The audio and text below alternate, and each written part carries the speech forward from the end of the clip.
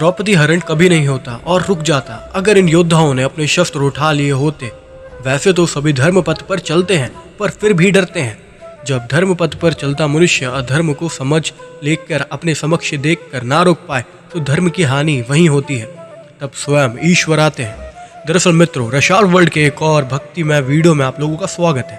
अनेकों वीडियो के साथ साथ आज हम बात करने वाले हैं उन योद्धाओं की जो धर्म पथ पर होने का तो दावा करते हैं, मगर जब द्रौपदी चीर हरण हुआ तब अपने सर झुकाकर नीचे बैठे थे।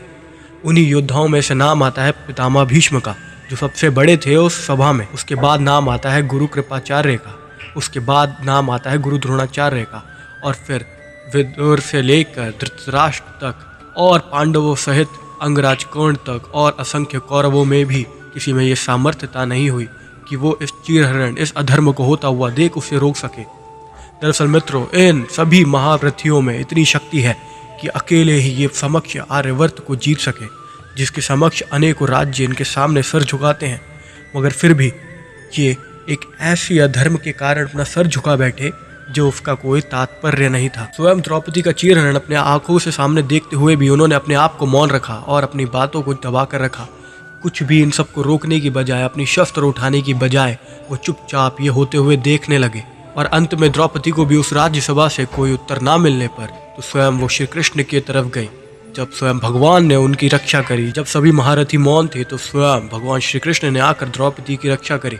और इससे ये बात सत्य से प्रमाणित होती है कि चाहे कितनी भी बड़ी धर्म की बातें आप लोग क्यों ना करते हो, जब आप उसको रोक नहीं सकते अधर्म को अपने सामने होते हुए देखकर, तो धर्म की हानि निश्चित है। दरअसल मित्रों, महाभारत में ऐसे अनेकों बार हुआ है जब ऐसी परिस्थिति हमें सामने देखने को मिली है, मगर सच्ची में ये कुछ एक ऐसी मोड़ पर हमें ले आई जिसके कारण महाभारत में असंख्य युद्ध हुए, असंख्य खून की नदियां बहीं और असंख्य योद्धाएं मारे गए।